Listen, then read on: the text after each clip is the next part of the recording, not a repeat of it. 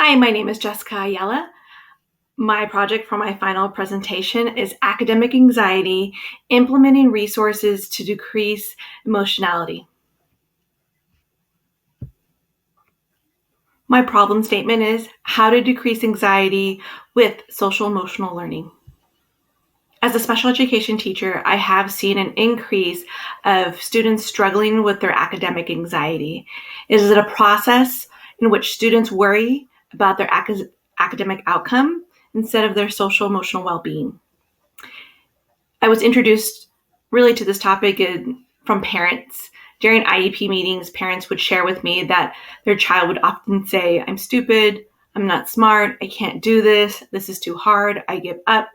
And the students aren't meeting that grade level expectation because they feel intrinsically as a failure.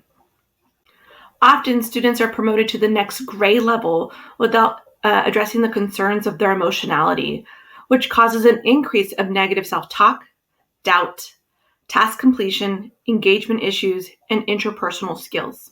The study examines the effects that social emotional learning has on special education students and their academic productivity. Based on the academic survey, I measured if participants had reduced their academic anxiety when they used their coping strategy in school, considering deep breathing, positive mindset, and positive imagery. My second question is, can teaching students how to self-regulate their anxiety increase academic productivity as measured by academic productivity quiz after a 3-week cycle?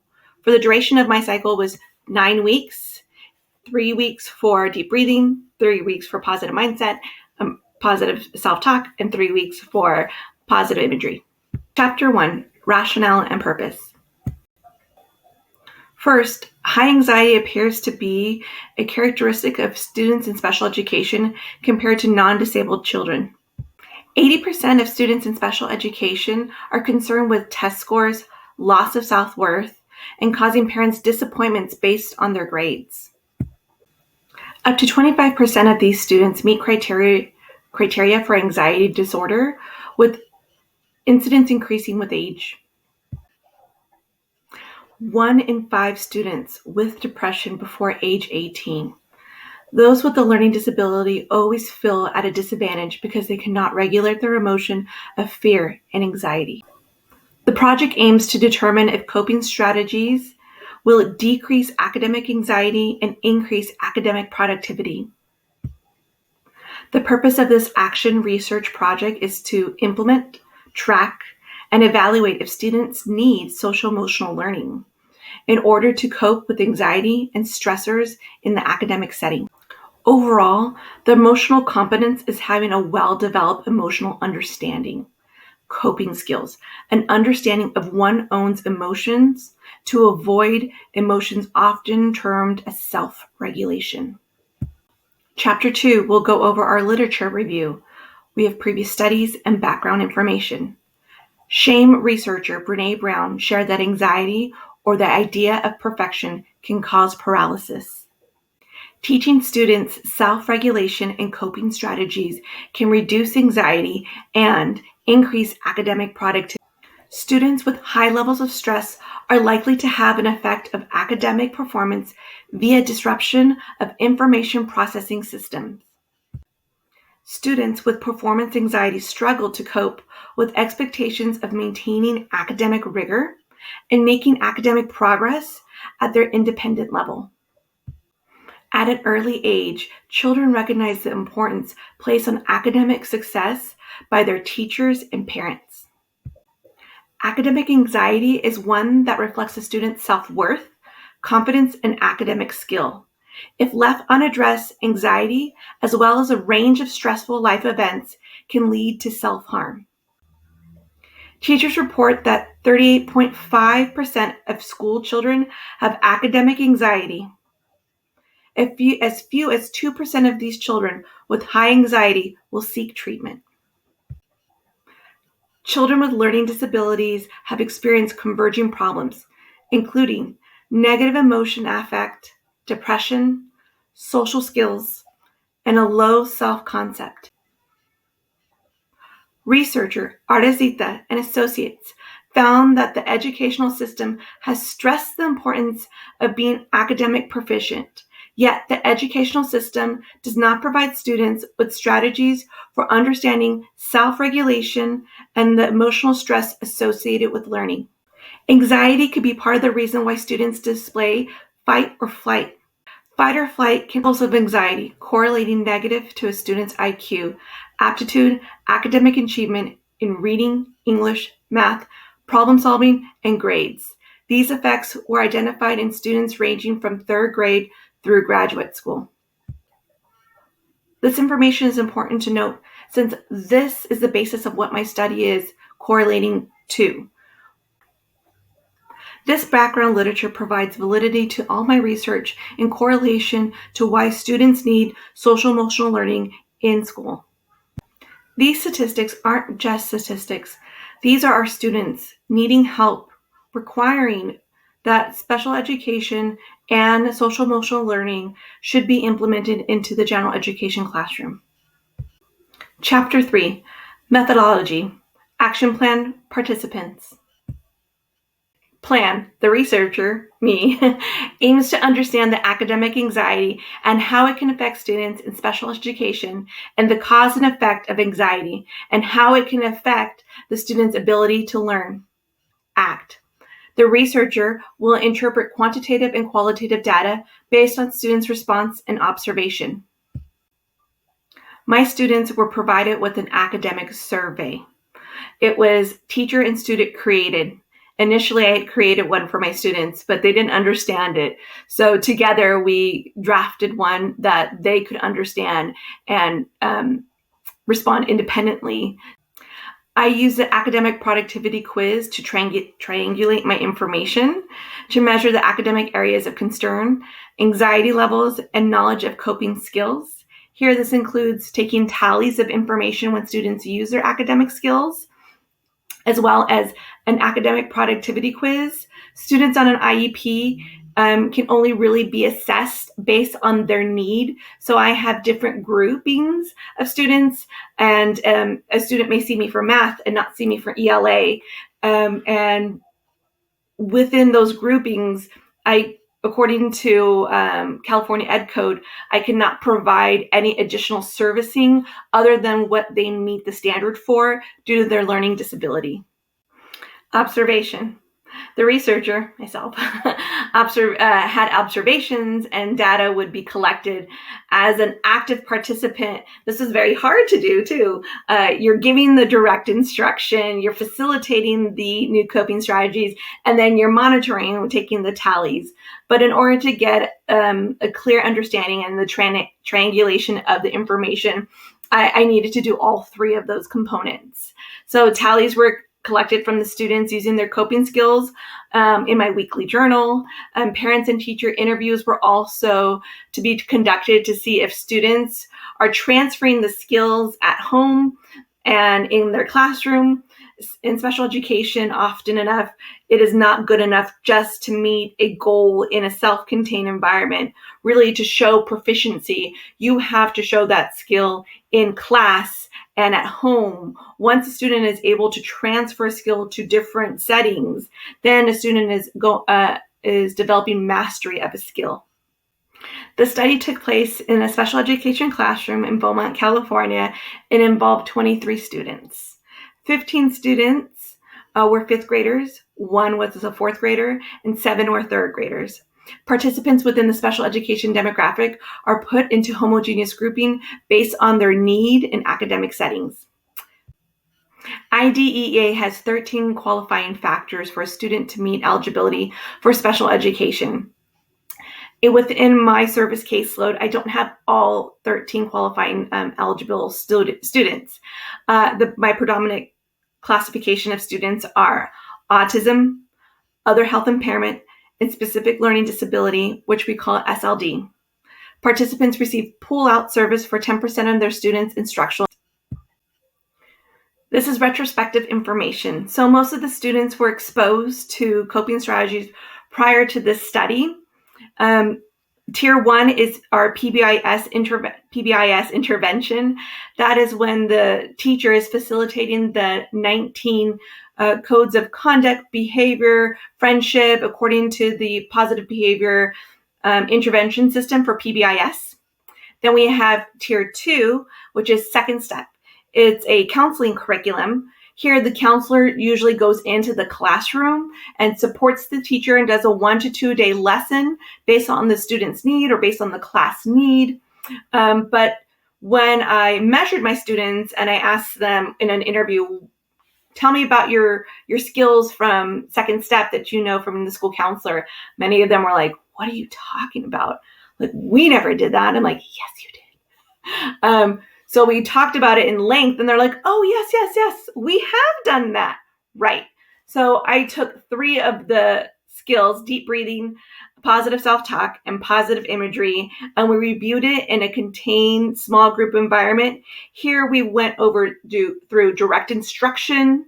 I modeled it. We practiced it. I saw them independently use it in groups, and that's when I was using the tally marker. So we had our direct instruction component of it, and then we used this every 3 weeks. I would implement a new coping strategy, deep breathing for the first 3, 4 through 6, positive self-talk, and 7 through 9, positive imagery. Resources provided to my participants, including parents, teachers, and students, were surveys, quizzes, coping strategies, and all of the material was accessible on my Google Classroom. I uploaded to the teacher's Google Classroom, and emails were sent home to parents. Within those emails, I created YouTube videos based on each strategy. I had visuals to help students that were younger, typically the 3rd graders, to help facilitate anything that they need to process the information. So visuals, emails, YouTube videos. I wanted to make sure that students had any kind of reference that they need at their disposal. So when they were having a stressful incident, they could pull it and they can practice it. The whole purpose of this is to practice it. So here are my pre and post survey of usage and academic productivity. For our pre-survey data, 57% had said that they had high anxiety and felt stressed 5 out of 5 days. That's a lot. 26% said they had average level feeling anxiety, and that's 3 days. The kids like to call it sometimes. So like, sometimes I have anxiety. Well, how often is that? Like 3 days, they would say. And then the next percentage is 17%. This was for the students that consider themselves low, and that was 1 day a week. Teacher and parent interviews. Only 4 out of the 23 students were engaged in classroom lessons or activities regularly. This is based on teacher interviews, asking each student's teacher, how do they perform? What is their engagement level like? And roughly based on the interviews, it was about 4 students. The 19 students that were disengaged were typically 20 assignments behind. Some had a considerable amount of assignments behind back since the beginning of the school year. But often it was roughly around 20 assignments that all of them had in average. When I had an interview with the parents, all parents indicated that their child did not have coping skills. Importantly, the parents also said that they didn't have coping skills. When reaching out to families on how to use their skills, they wanted to know, when do I use it? How often do I use it? What was the practice of the skill? And what am I looking for a success rate? And that was great because parents wanted help. And in order to have the students' anxiety to decrease truly, the people that are in their team have to know how to support them.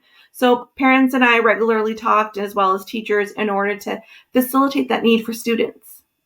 The final anxiety survey and academic productivity quiz was conducted after the 9 weeks. So 65% of students stated that they had average performance anxiety, displaying at least the feeling of worry and frustration down to 3 times a week. 20% of students stated that they have low performance anxiety, feeling the worry and frustration 1 time a week. And 15% of participants said that they had high performance anxiety. Now let's go back to see the difference.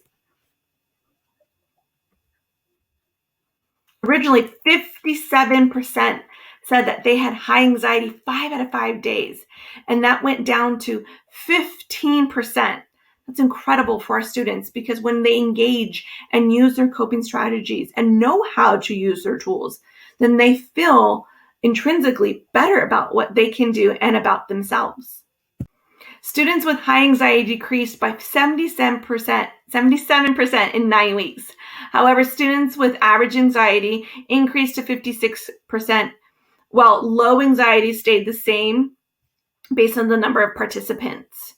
23 students were present for the initial survey and academic quiz, while 20 students provided post-academic surveys. This is directly related to COVID. At the beginning, I prompted my kids, be here, make sure I have something important for you. And they were all here, and I was so grateful. But as the weeks went on, it was ebbs and flows. It was very inconsistent. And definitely after the winter break, the first 2 weeks, almost kids were non-existent. And it was just calling, where are you? Come, letting parents know, don't forget about us. And it was really difficult with COVID. 16 out of the 20 students showed an increase in academic productivity. I used a 10-point scale initially, and I gave a baseline based on their academic weakness. So if it was math, I would give it to them based on their IEP goal and gave them 10 points. Typically, students were about 20% when I was testing them initially on that survey. On the exit survey, it was about 40%. Some students scored higher, which was great, but on average, it was doubled. 80% of students displayed an academic increase. Students had either doubled their score and made a noticeable margin of an increase. There were only 3 students who do not have a consistent data to show a pre and post comparison. Once again, part of COVID. The academic productivity quiz, students increased their academic proficiency in their area weakness by half. So they doubled their score. Other students showed a slight increase of academic productivity, but were directly impacted by distance learning. Those students either had poor attendance, internet issues, or just struggled in general of attending. However, these students were students that still showed high levels of academic anxiety. They were still in the average or high range, but they weren't showing up either. The most valuable lesson that I learned from this academic research study was how social emotional learning can improve a student's self-esteem. The margin of improving academic was low, but also the rate of learning for kids in special education is low. For a typical student, their rate of learning is 80%. For a student in special education, their rate of learning is 10%. But the one thing that you can't really measure is self-esteem. And what kids were saying was, well, this is fun. This is easy. I get this now. The instruction stayed the same the whole time. It was implementing the social emotional learning, that positive self-talk. I could do this. I'm going to get it. Don't worry. Today it might not happen, but tomorrow's a different day or a different moment. Teachers said that students were more engaged. They were raising their hand. They were willing to read aloud. Most of my students don't want to do that, but they felt empowered to do that. They would do that positive self-talk, like, I got this. It's okay. They would do it to themselves before a quiz. They would do it to themselves before they had like a group assignment. But engagement overall was at an ultimate high in class.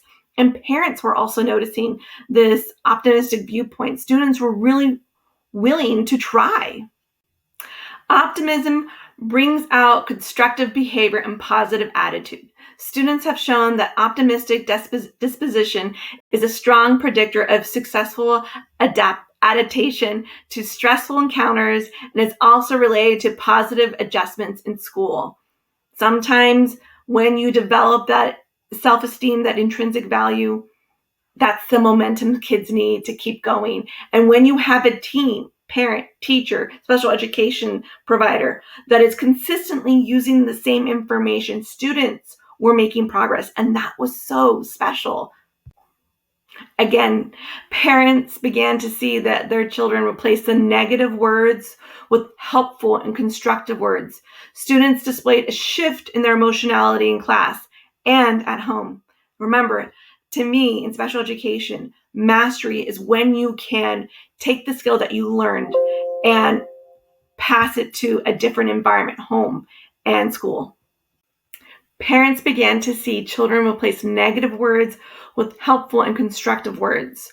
Students displayed a shift in their emotionality in class and at home.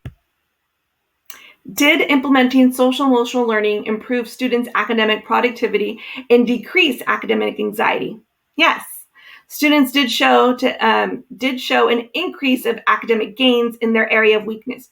Granted, again, the rate of learning for special education students, the percentage is lower, considering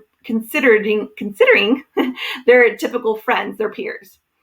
More importantly, students decrease anxious feelings when they use social emotional learning.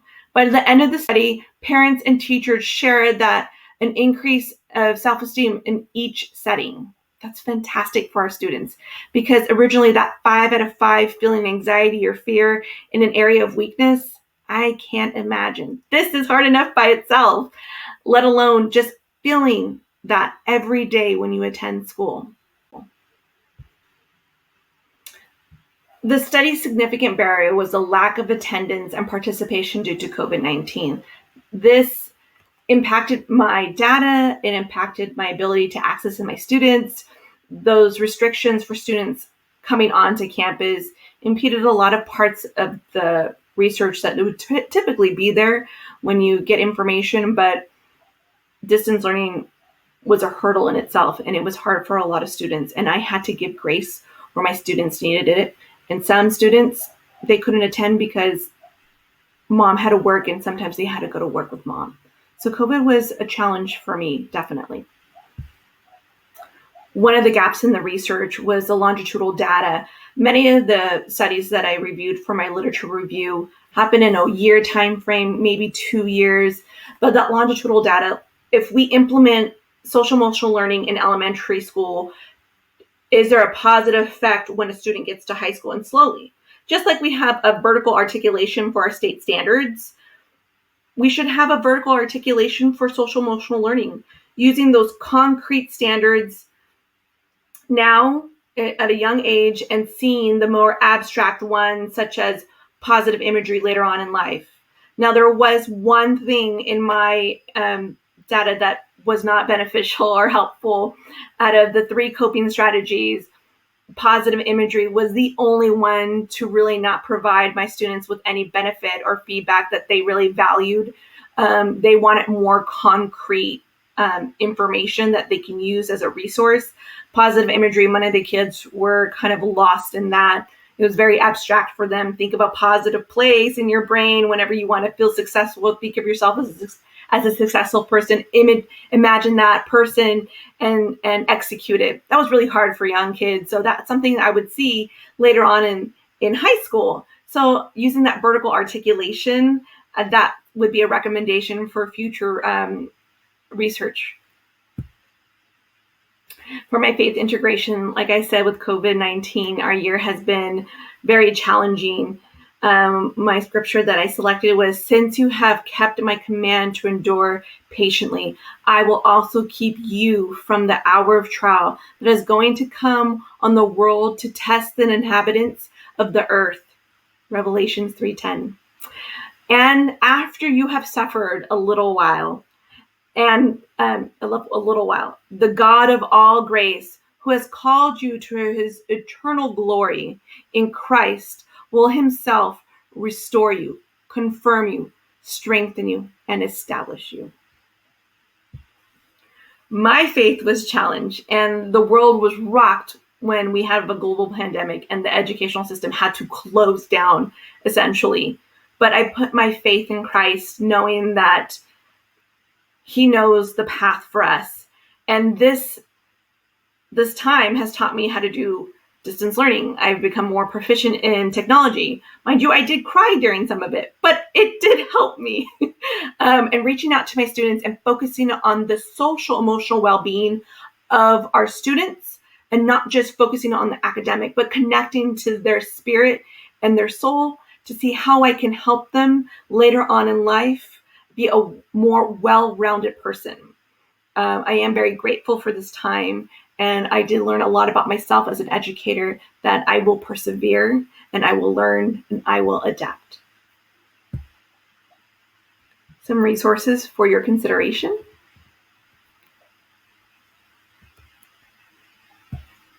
More references.